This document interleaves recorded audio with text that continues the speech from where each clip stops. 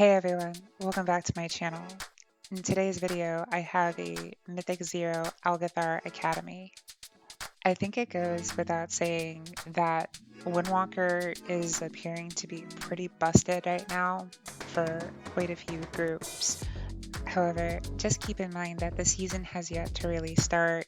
Trash mobs don't have a lot of health, so nothing's alive very long for us to see what each class is and isn't capable of right now. So for this opening pull, I opted to use pretty much all my CDs, but I wound up making one small mistake by getting disoriented pretty early on. This allowed the tank to just kind of really pop off without me, and it just took a little bit of a while for me to get ramping up. By the time I did get ramping up, most of the stuff was already dead, so it wasn't like much damage left to be done. I was able to get a touch of death off there, which kind of helped to really boost up the numbers there. Just before this pull even happened, we even asked our tank to just go and pull this pack along with the other stuff that we pulled and just make this whole room just one big pull. And I'm not sure why he was a little hesitant to do that at first, because things died very quickly. I think it was definitely more than doable.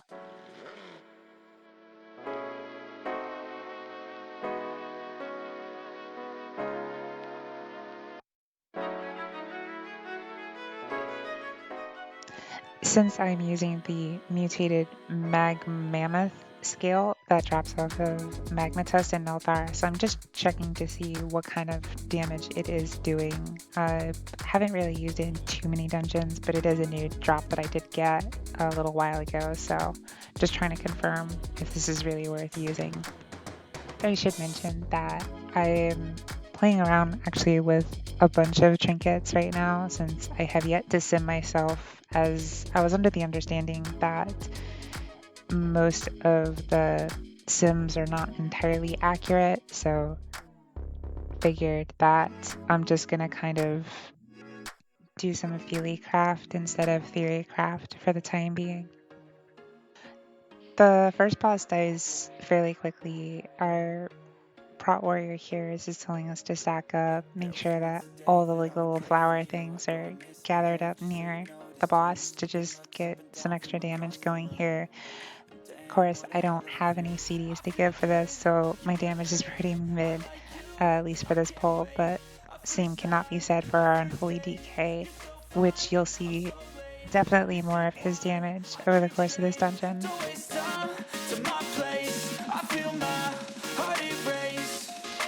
Catch me if I fall.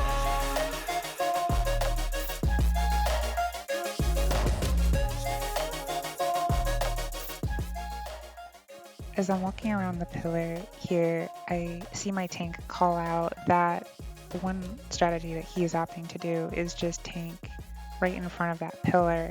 He's actually not going to move from where he's at, and when the gust goes out, he's going to get knocked back into the pillar rather than off the ledge.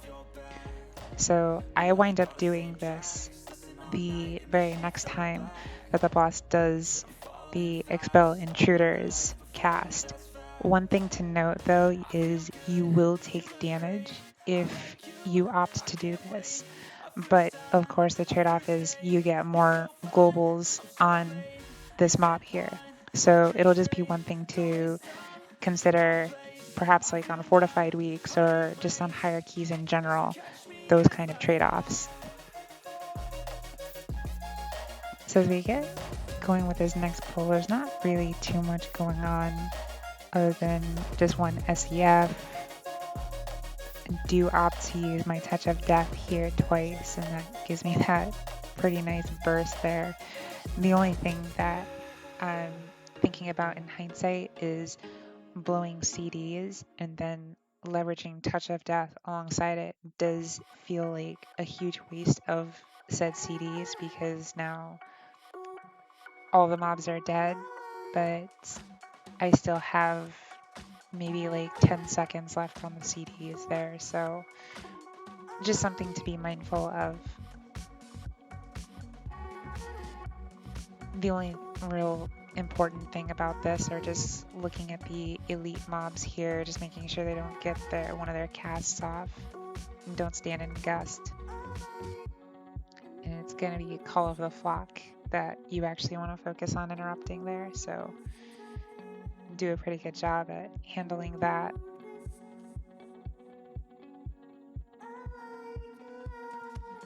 So for this boss, what I like to do is get set up with Transcendence Transfer to get to the goal of the Searing Blaze. So what you'll see me do here is I'm waiting for Transcendence to come off CD. I set that up right at the spot that I need to use my extra action button.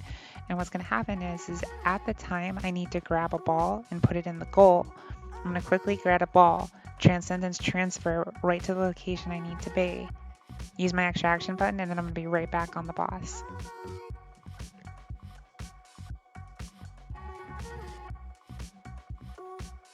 And for this boss, there's really nothing too special. Popping Zwen right on cooldown. Also have SDF I just use. Get some pretty good burst here, although in hindsight, it's probably not what I wanted to do. And there's a Transcendence Transfer and I'm back on the boss. So the reason why I didn't want to do that is you'll see this weak aura at plus 75% DPS is happening now since we've scored 3 goals into the Searing Blaze. So ideally you want to get like 12-second window of hard damage right here. So if you have any DPS CDs, it might be best to wait for that window. It doesn't really matter too much in a Mythic 0, but perhaps it's something moving forward as Mythic Plus opens up.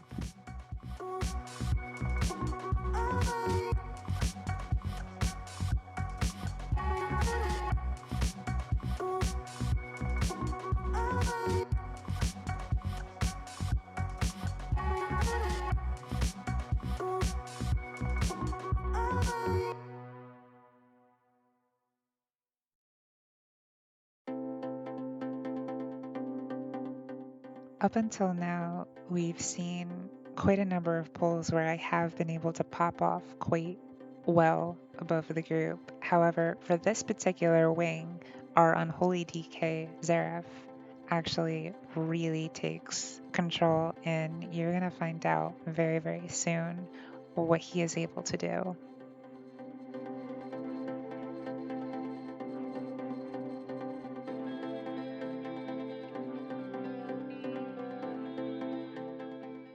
After rewatching this video, you'll see that I'm skinning here, and Disaster just hops on off ahead here. And one thing that he's been doing over the course of our Mythic Zeros is he is chain pulling and pulling big like a madman. And it's at the point where I can almost not really imagine not running Chi Torpedo when running with a tank like this. Like, you'll see that stuff is still being killed and he is already moving to the next pack right there. So as I mentioned in my first thoughts of Dragonflight, just the sheer scale of the world, plus pairing that with a tank such as Disaster, I really couldn't imagine not running Chi Torpedo right now. Just feels like celerity is not enough. So for this pull, I commit both SEF and I still make the same. What I'm figuring is a mistake is to commit a cooldown, and then I'm going to do double touch of death here. That's actually going to cause me to not have a whole lot other than Zwen for this next pull, but you're going to see that that is going to leave way for some pretty gnarly Unholy DK DPS just before the boss. So you'll see I get put to sleep here. I am calling for some sort of an AoE stun or a silence. At that point, my DPS is just in the gutter there, but never fear, Xerath is here, and he's gonna pop off at 222k on that pull. And I'm gonna just call it right now. I think Unholy DK is definitely gonna be something that we're gonna be seeing in MDI.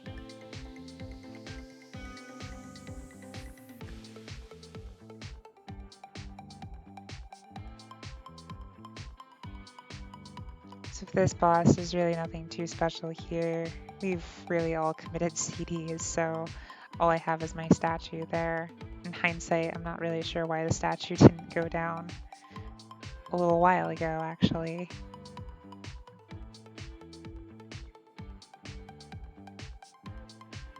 So you see that this boss is just melting right now, so there's really not a whole lot of time not to deal with too many mechanics here. I think our druid does get a little greedy here and does wind up dying, unfortunately. It looked like he was trying to get out of either the purple, but I think initially when I was still doing this fight, I thought he was trying to go to soak 2 orbs there.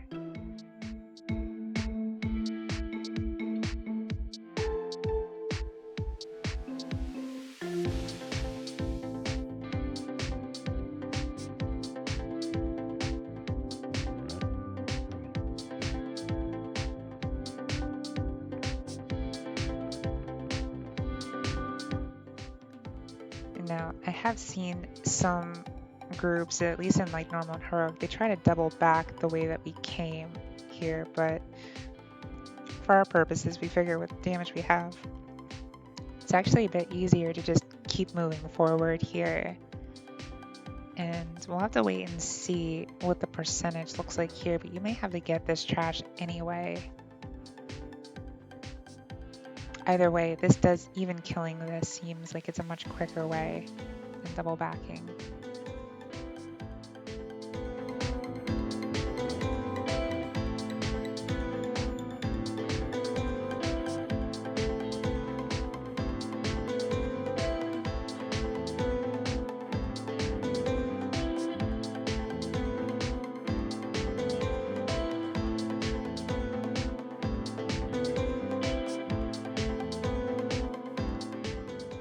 Now at this point, someone does go AFK, so this gives us like just a little bit of a breather here, just as Disaster is giving us instruction on this next pull here. His actually plan is to take everything right into the boss's room and we'll just LOS.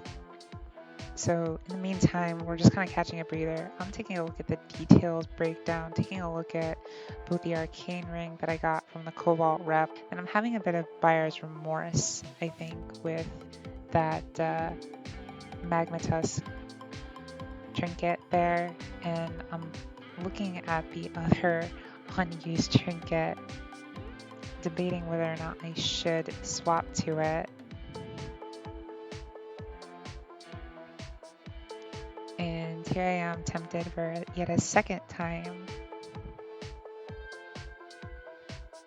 And third time's a charm. I'm kind of doing like a little bit of feely craft here with these trinkets, and I really do like Iridius Fragment, even though it's a significantly lower eye level. It's very hard for me to pass up on 2500 of Agi when I try to burst here. So right here I give Tiger's Lust a Disaster, help him move right into position, set up my statue, and try to get my DPS ramping up here.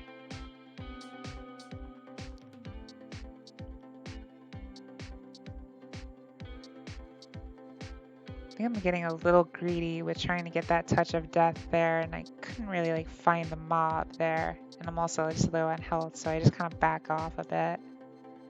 Again, there's that unholy DK DPS.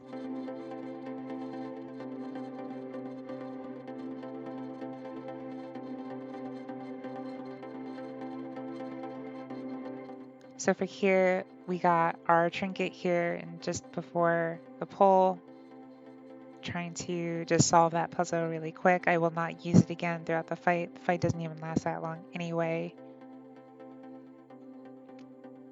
But I would imagine that the one bit of downtime that could be there if the trinket ever did call for the time to use it is probably when this pull mechanic and you just kind of hop out, you get a little bit of time, you could probably quickly cast that trinket.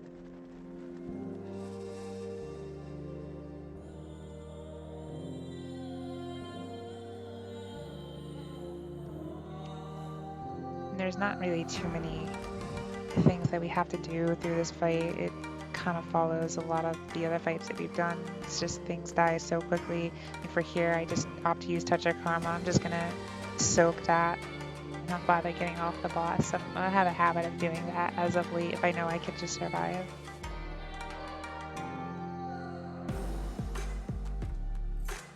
And very shortly, the boss is just down. That is it. If you like this video, please remember to like and subscribe, and I will continue making more content just like this. Stay tuned.